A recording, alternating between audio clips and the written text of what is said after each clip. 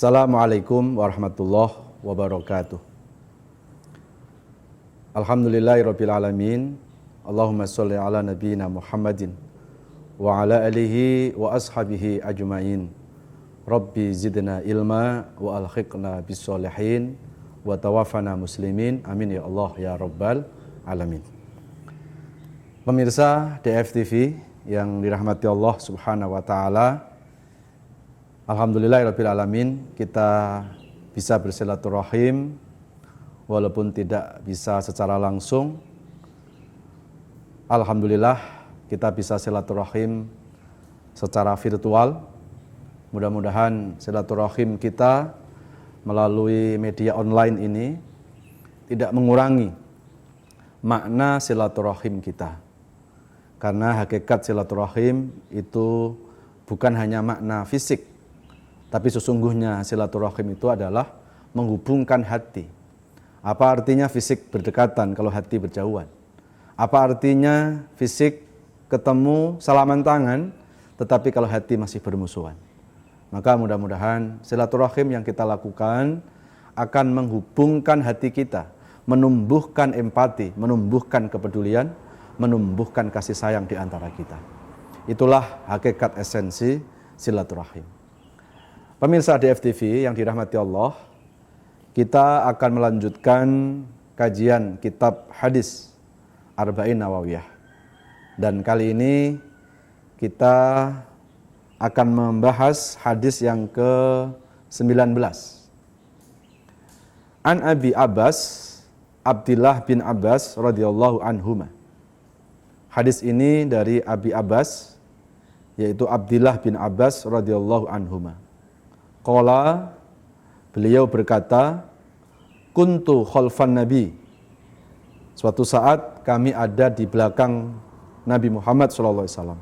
Yauman, pada suatu hari. Faqala, maka Nabi Muhammad bersabda, ya gulam, inni u'allimuka kalimatin. Ya gulam, wahai saudaraku, inni u'allimuka, aku mengajarkan kepadamu kalimatin, sebuah kalimat.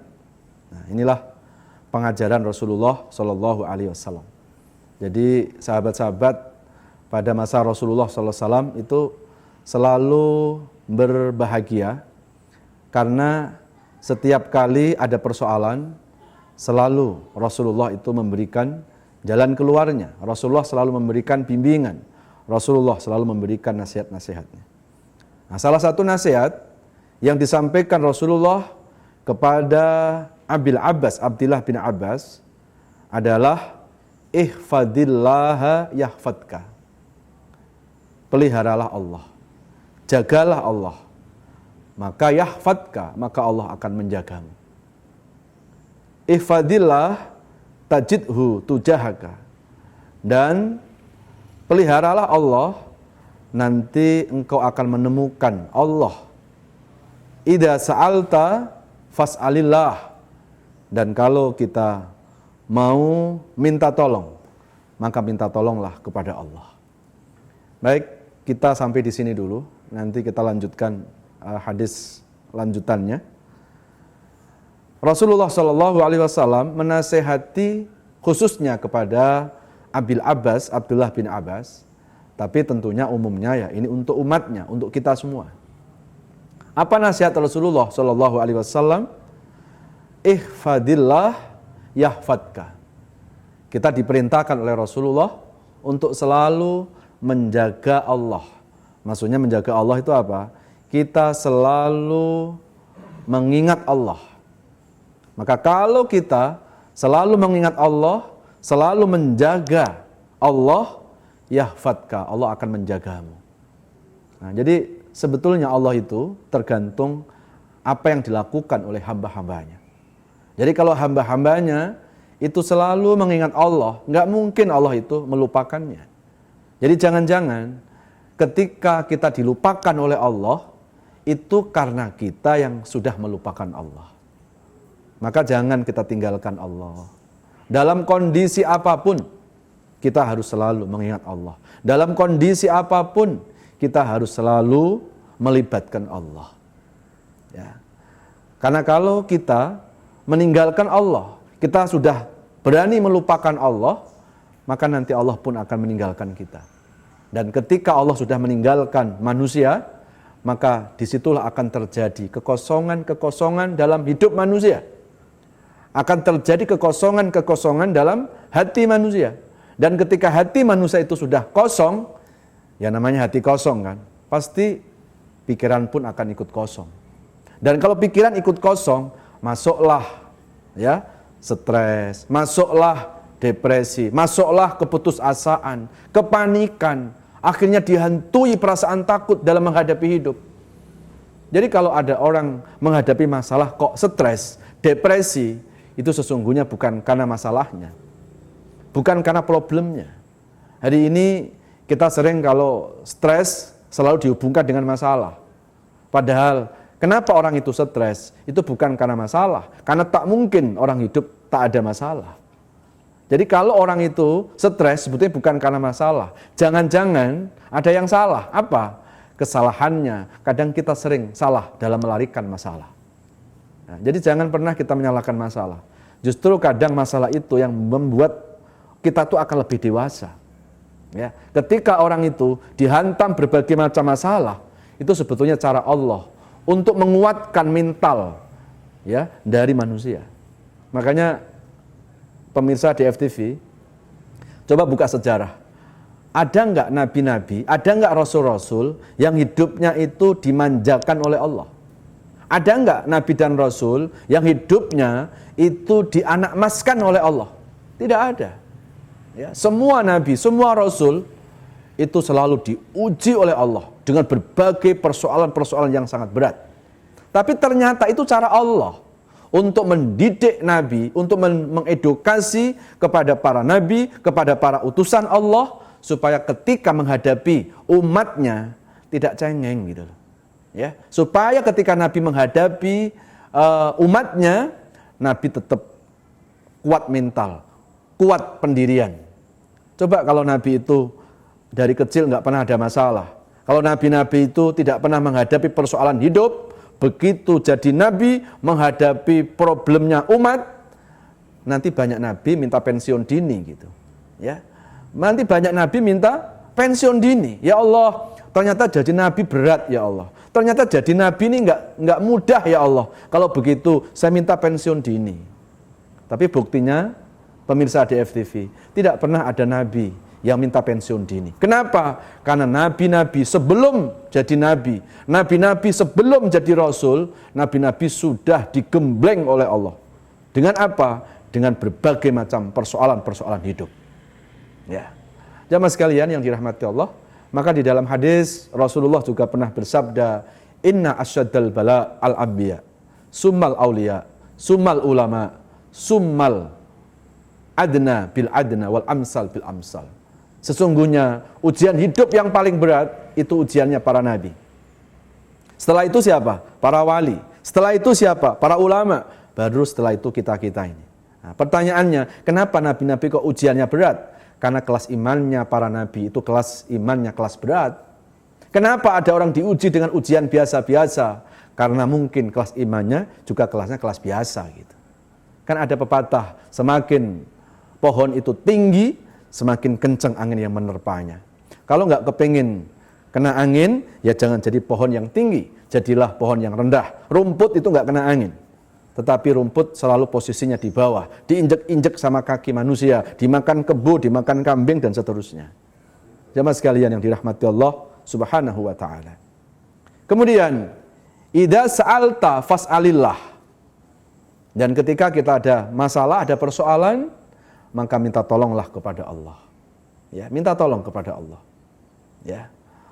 Wa idza sta'anta fasta'in billah.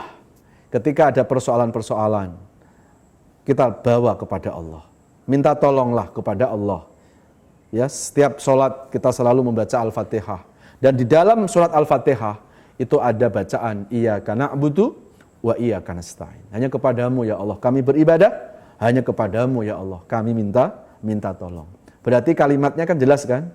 Iyyaka na'bud baru wa iyyaka nasta'in. Hanya kepadamu kami beribadah dan hanya kepadamu kami minta tolong. Berarti kalau mau ditolong oleh Allah, kuncinya apa? Ya ibadah dulu. Iyyaka na'budu baru wa iyyaka nasta'in. Jangan iyyaka nasta'in dulu, minta tolong duluan, sementara ibadah kepada Allah di nomor kesekiankan. Ya, wa idza sa'alaka ibadi anni fa inni qarib ujibu da'watad da'i idza da'an falyastajibuli wal yu'minu bi la'allahum yarsyudun. Itu ada di Al-Quran surat Al-Baqarah 186. Jadi kalau kita mau dikabulkan oleh Allah, Allah memberikan syarat falyastajibu li wal yu'minu bi, kabulkan permintaan Allah. Apa permintaan Allah? Permintaan Allah enggak banyak kok. Apa permintaan Allah? Cuma satu, iyyaka na'bud tadi, yaitu kita mengibadahi Allah. Kita tunduk kepada Allah. Jangan hidup ini tunduk kepada hawa nafsu kita. Tundukkan hidup ini sepenuhnya, totalitas kepada Allah Subhanahu wa ta'ala. Inna sholati wa nusuki wa mahyaya wa mamati lillahi rabbil alamin. Al-Quran dalam surat Al-An'am itu. Setiap kita sholat, kita serahkan hidup, mati, semuanya kita kembalikan kepada Allah Subhanahu wa ta'ala. Jadi ketika ada masalah-masalah, jangan pernah tinggalkan Allah. Itu inti hadis ini. Ketika minta tolong, minta tolonglah kepada Allah. Ya, minta tolonglah kepada Allah. Bukan berarti ini melarang orang minta tolong sama manusia. Kalau kita minta tolong sama manusia, ketika manusia itu menolong, sebetulnya bukan pertolongan datang dari manusia. Allah yang menolong kita melalui manusia itu. Jadi tetap pertolongan itu hakikatnya bersumber datang dari Allah Subhanahu wa ta'ala. Jadi ketika ada masalah apapun, larinya kepada Allah. Jangan ada masalah malah larinya ke dukun. Ya, oh iya, saya banyak masalah. Begitu saya bawa ke dukun, langsung hilang masalah. Ya, mungkin masalah satu hilang, tapi masalah-masalah yang lain akan datang. Dan nggak mungkin kalau ada masalah dibawa ke dukun terus selesai masalah. Karena dukunnya lagi banyak masalah juga itu. Jadi jangan sampai kita menyandarkan masalah kepada makhluk, jangan menyandarkan masalah kepada manusia. Nanti endingnya kecewa kita. Tapi sandarkan diri kepada Allah Subhanahu wa ta'ala. Apalagi dalam kondisi-kondisi sekarang ini. Ya, ini kan dalam keadaan pandemi corona seperti ini, hal-hal yang tidak kita pikirkan kadang terjadi. Kemungkinan bisa terjadi pada diri kita.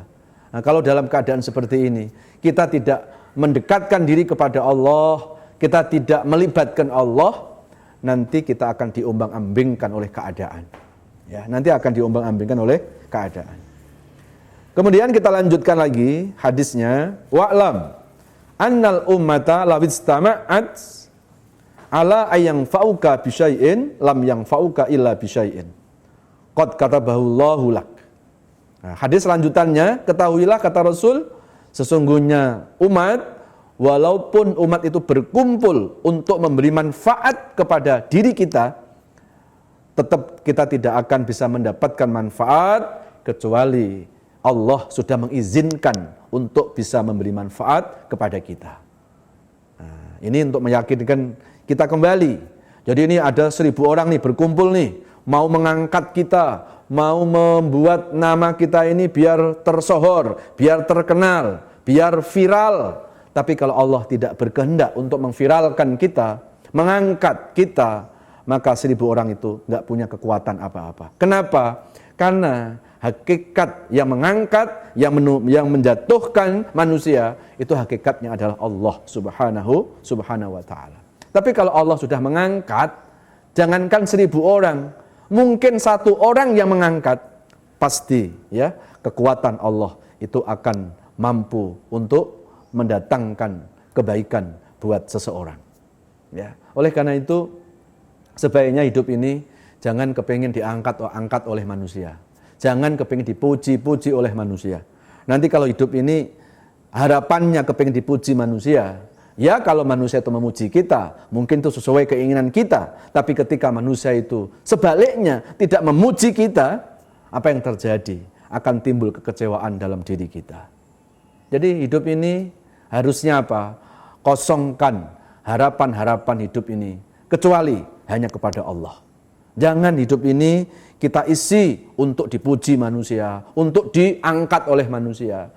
Coba lihat ya, ketika seseorang itu namanya diangkat oleh manusia, ya kan kalau bahasa tersohor kan sering dihubungkan dengan istilah booming atau ini orang lagi naik daun. Nah, coba lihat kalimatnya saja, kalimatnya aja naik daun. Lah daun dinaikin kan nggak lama itu. Daun dinaikin kan gampang patah, daunnya kok gitu. Harusnya naik pohon. Nah, yang naik pohon itu bukan manusia kan, tahu sendiri kan itu. Jadi nggak perlu lah, ya nggak perlu kita itu berusaha untuk angkat oleh manusia. Kalau manusia itu dimuliakan oleh manusia, biasanya itu akan berubah sesuai dengan pergeseran massa. Itu kalau yang angkat manusia ini. Ini ada orang nih diangkat oleh media, langsung ratingnya naik. Paling berapa lama? Paling berapa lama? Ya, tapi ketika Allah yang sudah mengangkat manusia, maaf, jangankan ini orang itu masih hidup. Orang itu meninggal dunia, tetap namanya masih harum, namanya masih diingat oleh jutaan manusia. Ya. Jadi makanya kalau kita sering kepingin diangkat oleh selain Allah, ya kan sekarang banyak nih orang diangkat, nama besarnya dibesarkan sama media, ternyata lihat deh, nanti hancur namanya juga oleh media, ya. Tapi ketika nama kita dimuliakan oleh Allah, media mana yang bisa menghancurkan ketika Allah sudah memuliakan manusia? Ya, coba lihat berapa banyak orang-orang yang mencoba untuk menghina Rasulullah umpamanya, ya kan? Tetap nama Nabi nggak akan pernah terhinakan. Kenapa? Karena yang memuliakan Nabi bukan manusia, yang memuliakan Nabi bukan umatnya. Berjuta-juta umat setiap tahun mendatangi makam Rasulullah, ketemu aja enggak gitu loh. Hidup pada zaman Nabi aja enggak. Tetapi semua orang pasti akan selalu memuliakan Nabi. Kenapa? Karena Nabi Muhammad ini bukan dimuliakan oleh manusia, tapi dimuliakan oleh Allah yang menciptakan manusia. Jamaah sekalian dirahmati Allah, maka orang-orang yang baik dia selalu yakin dengan kebaikan. Karena kebaikan itulah yang akan menjadikan orang itu mulia. Ya, orang-orang yang baik itu biasanya nggak butuh pengakuan dari manusia. Orang baik itu hanya butuh pengakuan dari Allah. Jadi kalau ada orang kok mengaku-ngaku orang baik, pasti bukan orang baik. Ya, karena orang baik itu nggak butuh status. Orang baik itu hanya butuh pengakuan dari Allah Subhanahu wa ta'ala. Baik, kita lanjut lagi. Wa in istama'u ala ayyadurruka bisyai'in lam yadurruka illa bisyai'in qad kataballahu alaika. Dan andai semua orang di dunia ini berusaha untuk menghancurkan kredibilitas kita, menghancurkan nama baik kita, tetapi ketika Allah tidak berkehendak, tidak akan mampu untuk menghancurkan kredibilitas, kapabilitas nama baik kita. Jadi baik dan buruk semuanya itu ada dalam genggaman Allah Subhanahu wa ta'ala. Qad kataballahu alaika rufi'atil aqlam wa jaffatis suhuf, karena semuanya sudah tercatat di Lauhil Mahfuz, semuanya sudah kering pena. Artinya pena itu apa? Ketetapan takdir Allah sudah ditulis oleh Allah Subhanahu wa ta'ala. Makanya pemirsa di FTV, kalau hidup itu selalu kita yakin dengan kemahabesaran Allah, dengan kemahakuasaan Allah, insya Allah hidup kita ini tidak akan terombang-ambing oleh keadaan. Karena kita selalu merasa bahwa hidup ini dihadiri oleh Allah, bahwa hidup ini selalu disyuting oleh kamera Allah, oleh CCTV-nya Allah. Di mana saja kita berada, Allah akan menyertai kita. Jamaah sekalian yang dirahmati Allah Subhanahu wa ta'ala, rawahu Tirmizi wa qala hadisun hasanun sahihun. Hadis ini diriwayatkan oleh Imam At-Tirmizi, dan hadis ini termasuk levelnya adalah hadisun hasan sahihun, hadis yang hasan dan sahih. Jadi artinya apa? Kalau hadis disebut hasan saja itu sudah cukup menjadi acuan, menjadi dalil. Apalagi sudah dikasih label hasan, terus disohihkan. Itu artinya 2 kali label valid, kevalidan dari hadis ini. Kemudian wa fi riwayatin ghairi Tirmizi. Nah, kemudian kalau kita buka di riwayat yang lain selain dari Imam At-Tirmizi, ada hadis yang menguatkan ihfadillaha tajidhu amamaka. Jagalah Allah. Kalau Allah menjaga kita, nanti kita gantian. Hidup kita pun akan dijaga oleh Allah. Jadi kalau hidup ini menjaga Allah, Allah akan menjaga kita. Maksudnya menjaga Allah itu maksudnya gimana? Ya kita menjaga aturan-aturan Allah. Allah menyuruh, Allah melarang, ikuti. Pasti kita akan dijaga oleh Allah Subhanahu wa taala. Dan kalau orang dijaga sama Allah, pasti penjagaan Allah tidak sama dengan penjagaannya manusia. Kita dijaga sama satpam aja merasa tenang gitu kan. Kita dijaga sama siapa? Sama polisi aja. Kayaknya terasa tenang, terasa tentram gitu. Terus bagaimana kalau Allah yang menjaga kita? Makanya kadang-kadang banyak orang dihantam masalah, dihantam musibah, kok enjoy saja gitu. Itu bukan karena masalahnya nggak berat gitu. Tetapi mungkin Allah yang menguatkannya. Jadi masalahnya tetap berat gitu loh. Tapi Allah menguatkan mentalnya, menguatkan imannya. Sehingga ketika masalah-masalah itu berat, iman yang kuat itu tidak merasakan beratnya masalah itu. Gitu. Jadi cara Allah kadang menyelesaikan masalah. Bukan menghilangkan masalah loh. Mungkin masalah masih ada, tapi orang itu diberikan kekuatan mental untuk menghadapi masalah.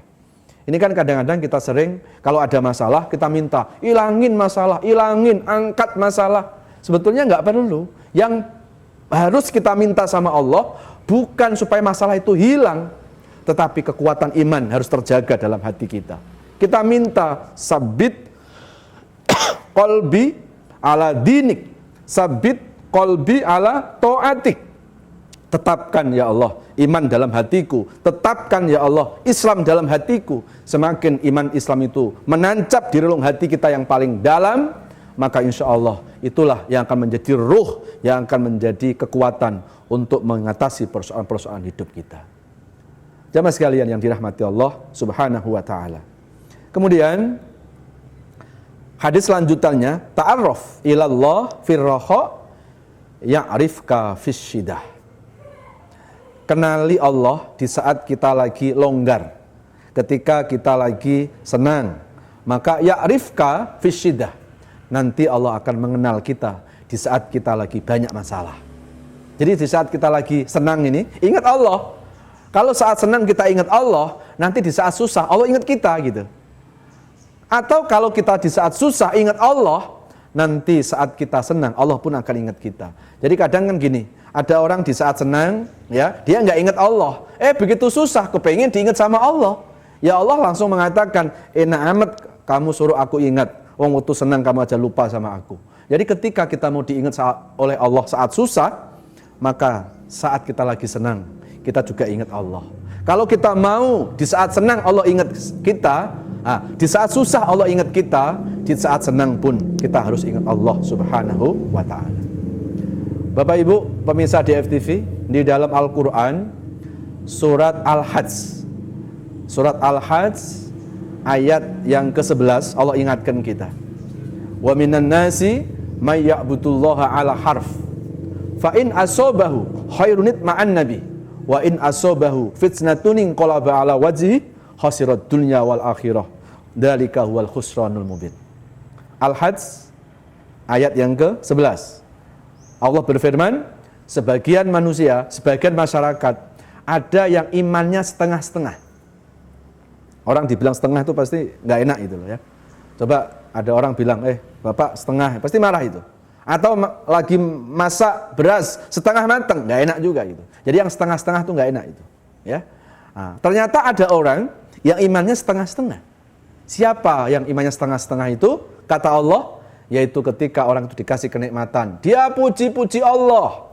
Oh, ketika lagi nikmat dia bilang apa? Enggak percuma saya sholat, enggak percuma saya ngaji, enggak percuma saya sedekah kalau Allah kasih rezeki yang melimpah. Saat senang.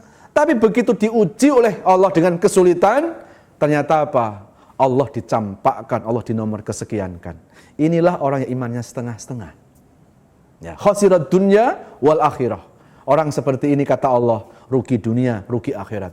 Dzalika huwal khusranul mubin. Dan itulah kerugian yang sebenar-benarnya. Maka ketika kita kepingin menyempurnakan iman kita tidak setengah-setengah, ya kuncinya apa? Saat senang, kita pun tetap ingat Allah, susah pun sama. Kenapa? Karena hidup ini nggak mungkin senang terus, dan juga nggak mungkin hidup ini susah terus. Biasa saja, ada senang, ada susah. Ada senyum, ada menangis. Justru yang nggak normal kalau hidup itu tersenyum terus itu. Jadi kadang senyum, kadang menangis. Itu hal yang biasa saja. Tidak perlu kita harus terlalu berlebihan dalam menyikapi kehidupan ini. Hidup ini sudah dijamin oleh Allah. Kita itu hanya berusaha dan kita nggak wajib berhasil karena berhasil itu sesuai dengan ketetapan Allah Subhanahu wa taala. Kemudian wa'lam annama akhta'aka lam yakun liyusibaka. Dan ketahuilah sesuatu musibah yang menimpamu itu karena Allah sudah menakdirkan. Dan ketika sesuatu itu tidak terjadi pada diri kita, karena sesuatu itu enggak ditakdirkan menimpa kita.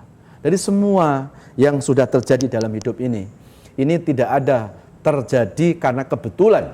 Semuanya itu atas skenario Allah. Semua atas izin Allah. Semua telah ditetapkan oleh Allah. Nah, kemudian wa'lam annan nasra ma'as sabri. Dan Rasulullah mengatakan, ketahuilah sesungguhnya pertolongan itu akan datang bersama kesabaran. Nah, jadi ingat, pertolongan bersama kesabaran. Banyak orang lagi punya masalah, mau ditolong, sabar enggak? Padahal pertolongan Allah itu akan berbanding lurus dengan kesabaran kita. Ya, ala inna nasrallahi qarib. Ya, itu ada di Al-Qur'an surat Al-Baqarah 214, ayat yang terakhir itu. Ala inna nasrallahi qarib. Sesungguhnya pertolongan Allah itu sangat dekat. Dekat dengan siapa? Qaribum minas sabirin, qaribum minal muhsinin. Pertolongan Allah itu dekat dengan orang yang sabar. Pertolongan Allah itu dekat dengan orang-orang yang selalu berbuat kebaikan. Kita lanjut lagi. Wa annal faraja ma'al karbi. Dan sesungguhnya kadang yang namanya kesulitan itu juga akan kembali kepada sesungguhnya yang namanya pengorbanan itu akan tergantung dari tingkat kesulitan. Wa anna ma'al usri yusra. Dan ketahuilah bersama kesulitan ada kemudahan. Tolong digarisbawahi, kalimatnya pakai kalimat ma'al usri. Kata ma'a dalam bahasa Arab itu artinya bersama. Kalau ba'du itu setelah. Nah, sering orang menafsirkan inna ma'al usri yusra, sering diartikan apa? Setelah kesulitan ada kemudahan. Salah. Itu merubah ayat itu. Yang benar bukan setelah kesulitan. Kalimatnya kan ma'a. Ma'a itu kalau dalam kamus bahasa Arab artinya apa? Bersama kesulitan, di situ Allah sudah turunkan kemudahan. Saya ambil contoh ya. Ada seorang ibu melahirkan bayi. Coba lihat, ibu melahirkan bayi taruhan nyawa apa tidak? Taruhan nyawa. Ya, sampai ngeden berjam-jam. Ya, taruhan nyawa. Coba lihat, ketika seorang ibu melahirkan bayi baru keluar, begitu mendengarkan tangisan bayi, oe, apa yang dirasakan seorang ibu? Padahal apa? Masih lemes, darah dari rahim masih bercucuran, tapi begitu mendengar tangisan bayi, ibu itu langsung hilang semua kesulitan. Itu artinya apa? Berarti bareng kesulitan saat melahirkan, sesungguhnya bareng di situ juga Allah memberikan kebahagiaan, memberikan kemudahan. Maka kadang-kadang kebahagiaan seseorang itu akan berbanding lurus dengan kesulitan yang pernah dialaminya. Makanya ketika orang itu ujiannya berat, biasanya nanti kebahagiaannya juga kelasnya kelas berat nanti gitu. Ya. Jadi kalau ujiannya itu biasa-biasa, nanti nikmatnya biasa-biasa gitu. Ya, seperti seorang pejabat yang sudah sampai level tinggi, kan jabatannya kelas berat nih. Maka ya yang dipikul juga berat. Jadi sama. Ternyata Allah pun memberikan pahala tergantung dari tingkat kesulitan yang pernah kita alami dalam kehidupan dunia. Wa anna ma'al usri yusra. Baik, ini akhir dari hadis yang ke-19 ya. Mudah-mudahan hadis yang kita bahas ini akan menguatkan iman kita. Akan menguatkan keyakinan kita bahwa hidup ini ada dalam genggaman Allah. Tidak perlu kita risau yang berlebihan, tidak perlu kita menghadapi hidup dengan kepanikan. Wallahu a'lam. Terima kasih yang sudah mengikuti kajian melalui live streaming YouTube, IG maupun media Zoom. Nah, yang IG dan yang YouTube mungkin saya sudahi dulu. Dan untuk yang ikut kajian Zoom, saya akan sapa. Sebelum saya menyapa kepada jamaah yang ikut di kajian media Zoom, saya akan tutup kajian ini. Wassalamualaikum warahmatullahi wabarakatuh.